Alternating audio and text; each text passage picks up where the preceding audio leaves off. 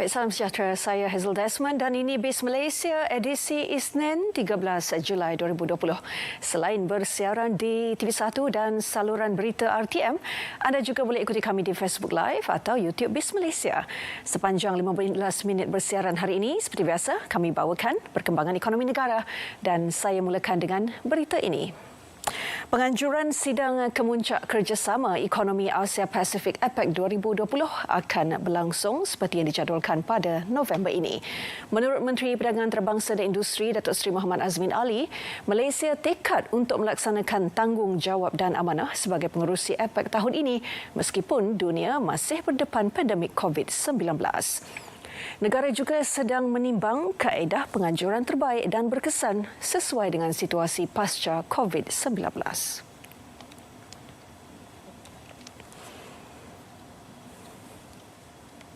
Dalam perkembangan lain, Lembaga Pembangunan Pelaburan Malaysia MIDA berhasrat untuk menarik lebih banyak pelaburan asing dalam bidang teknologi tinggi. Ketua Pegawai Eksekutifnya, Dato' Azman Mahmud menjelaskan langkah itu seiring dengan keadaan ekonomi semasa sekaligus melahirkan lebih ramai pekerja berkemahiran tinggi. MIDA sememangnya ingin menumpukan kepada sektor-sektor yang berasaskan teknologi tinggi. Dan kita telah identify sektor-sektor baru yang saya nak sebutkan di sini seperti automation dan juga robotics, aerospace dan aeronautical, biopharma, medical devices, information technology, new material ataupun bahan-bahan baru dan juga new energy vehicles and equipment. Pandemik COVID-19 juga telah meningkatkan permintaan pelaburan dalam sektor peralatan pelindungan peribadi, perubatan dan makanan.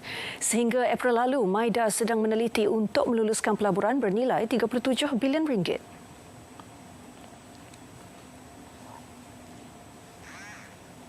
Bursa Malaysia dibuka tinggi hari ini berikutan keyakinan terhadap pemulihan pandemik COVID-19. Suasana pasaran positif dengan kaunter untung mengatasi kaunter rugi sebanyak 380 berbanding 164. Manakala 299 kaunter tidak berubah, 1,111 tidak diniagakan dan 22 yang lain digantung.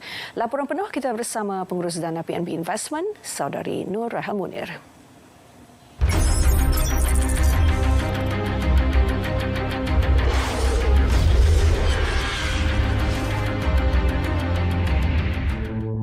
Di sepanjang sesi urus niaga pagi, Bursa Malaysia didagang kukuh, menjejaki prestasi Dow Jones yang melonjak 369.21 mata atau 1.4%, untuk ditutup kepada 26,075.30 pada hari Jumaat lepas.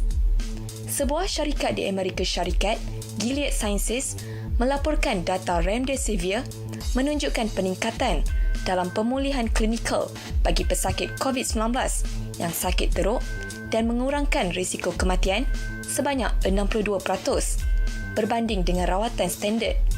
Selain itu, di peringkat domestik, pelabur turut memantau persidangan Dewan Rakyat yang memulakan sesi pada hari ini. Pada penutup 12.30 tengah hari, indeks komposit FBM KLCI naik 9.67 mata untuk ditutup tinggi kepada 1,601.51.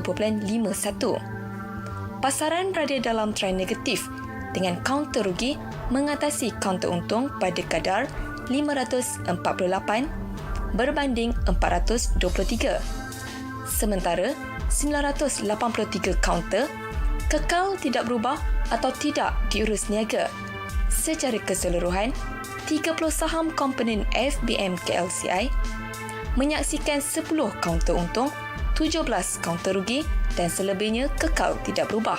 Sementara itu, nilai mata wang tempatan didagangkan bercampur-campur. Laporan disampaikan oleh Nur Rahel Munir, PNB Investment Berhad.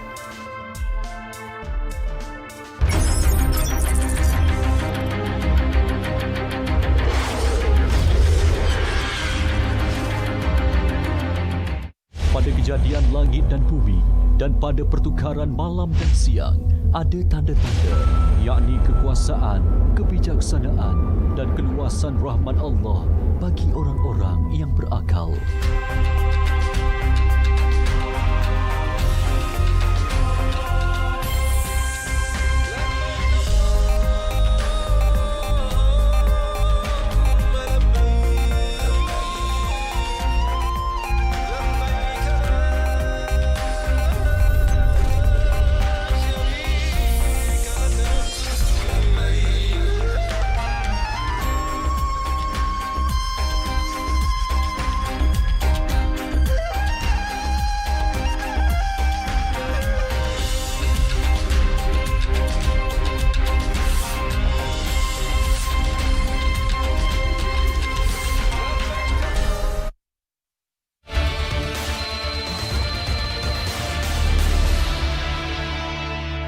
Dan untuk memacu pemulihan ekonomi negara melalui proses digitalisasi perniagaan, kerajaan akan menubuhkan dana penjana nasional berjumlah 1.2 bilion ringgit dengan peruntukan 600 juta daripada kerajaan dan dipadankan dengan 600 juta daripada pelabur domestik dan antarabangsa. Dana ini akan digunakan untuk memupuk inovasi dan mengembangkan bakat modal teroka tempatan ataupun domestic venture capital.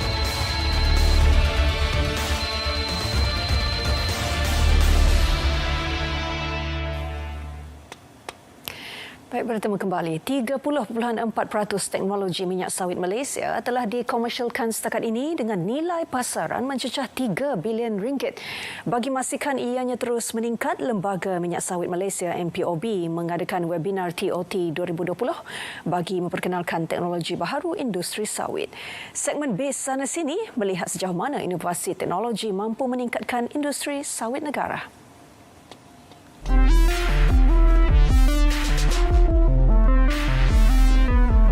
Menyadari pentingnya teknologi dan inovasi dalam industri sawit, Lembaga Minyak Sawit Malaysia MPOB baru-baru ini menganjurkan Seminar Pemindahan Teknologi 2020. Bezanya kali ini, program tahunan berkenaan diadakan secara dalam talian atau webinar susulan Perintah Kawalan Pergerakan Pemulihan yang sedang dikuatkuasakan dalam membendung penularan COVID-19.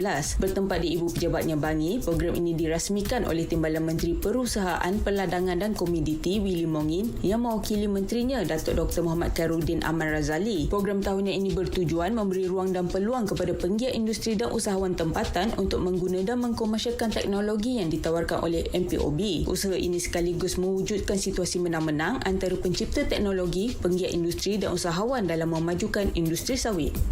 Perkembangan industri sawit telah menyediakan peluang pekerjaan kepada lebih 3 juta rakyat Malaysia, termasuk lebih daripada 490,000 pekebun kecil sawit.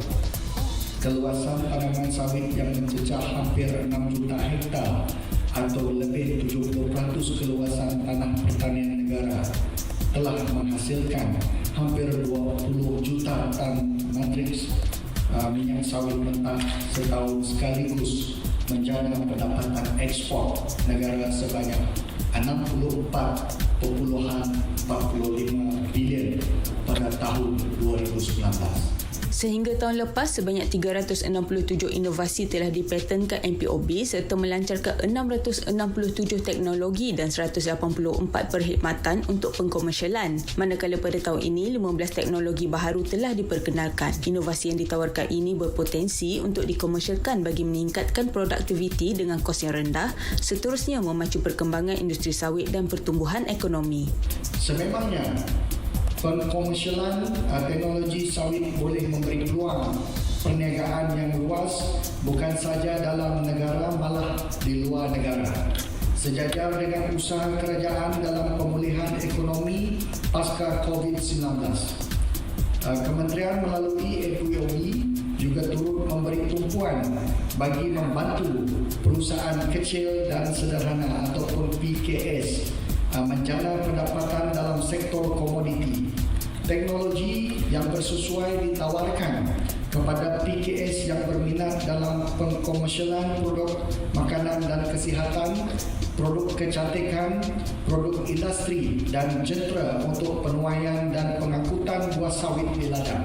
Setakat ini kadar pengkomersialan untuk teknologi yang dipatenkan mencapai 32.4%. Justru tahun ini teknologi MPOB yang dilancarkan tertumpu kepada produk nilai tambah terutama produk makanan berasaskan sawit dan teknologi huluan bagi pelindungan tumbuhan, bahan tanaman berkualiti serta mekanisasi ladang sawit. Kita sebab kita melihat daripada mungkin selama ini kejayaan tu walaupun 30% saya anggap satu kejayaan yang besar, tapi kalau kita dapat mempertingkatkan lagi dan lebih banyak hasilan yang kita telah hasilkan di MPOB ini dapat diguna pakai dan lebih banyak nikmat dapat diperolehi oleh rakyat Malaysia yang terlibat dalam perniagaan menggunakan sawit ini. Ini juga akan menjadi pendorong kepada pegawai-pegawai saya di MPOB, pendidik-pendidik kami agar bekerja lebih semangat lagi, lebih inovatif lagi supaya lebih banyak teknologi dihasilkan. Dan dengan itu ini akan menyebabkan kita dapat menghasilkan lebih banyak teknologi dan lebih banyak peluang-peluang perniagaan dapat kita wujudkan. Inovasi berterusan MPOB melalui penyelidikan dan pembangunan R&D bukan sahaja dapat menarik lebih banyak peluang pelaburan dalam industri sawit, malah meningkatkan daya saing komoditi itu sebagai antara nadi utama pertanian dan penyumbang ekonomi negara.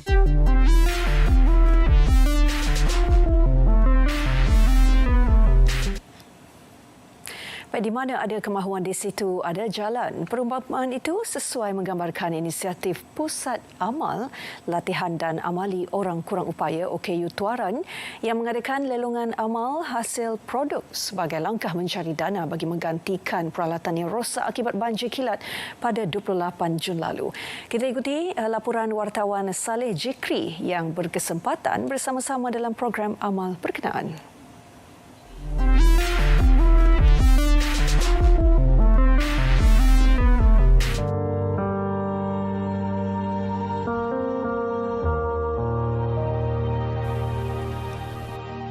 Pusat latihan OKU tersebut yang bernaung di bawah Persatuan Usahawan OKU Tuaran mempamerkan hasil lelongan mereka di sekitar Anjung Selera Tanjung Lipat, Kota Kinabalu. Pelbagai jenis barangan yang dipamerkan dalam lelongan amal tersebut antaranya meja makan, rak buku, katil dan sofa kayu menggunakan kayu pokok pine yang diimport dari negara Kanada dengan harga lebih murah sehingga potongan harga sebanyak 30% daripada harga asal. Minta masyarakat bantu kami di mana kami merupakan pusat memberi peluang kepada golongan OKU untuk menjana pendapatan sebab pusat kami merupakan 100% adalah OKU. Bagi pelatih pusat latihan berkenaan, tiada yang lebih penting selain menggantikan peralatan rosak agar mereka dapat meneruskan kerja menghasilkan produk yang merupakan sumber pendapatan bulanan untuk membantu menyara keluarga. Supaya kami dapat beli mesin yang baru lah kalau kami dapat lelong ini semua habis. Kalau ada mesin, kami dapat bekerja semula lah. Selain menawarkan harga yang murah, program tersebut menjadi wadah untuk orang ramai melakukan aktiviti amal sambil membantu insan istimewa berkenaan. Bagi saya akan beri peluang sambil mencari keperluan dan akan usahakan untuk beli sebagai tanda sokongan kepada mereka. Bila kami datang tengok tempat, penuh lumpur dan sebagainya dan perabot semua dah ada yang hanyut, ada yang kesian lah. Program amal yang diadakan sehari berkenaan turut mendapat kerjasama pelbagai pihak antaranya St. Covis Holding Sendirian Berhad. Kreativiti seseorang itu tidak mengenal sempurnanya individu itu. Apa yang paling penting ialah kesungguhan dan keyakinan meraih kejayaan diiringi dengan keberanian mendepani cabaran. Saleh Jikri untuk RTM.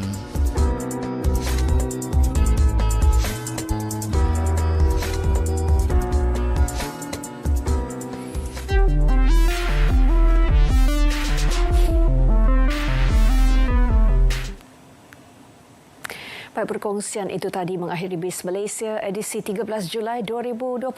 Terus amalkan kawalan kendiri serta biasakan dengan gaya hidup norma baharu. Jangan lupa patuhi SOP dan jaga kesihatan anda bagi mencegah COVID-19. Saya Hazel Desmond, salam hormat. Kita jumpa lagi.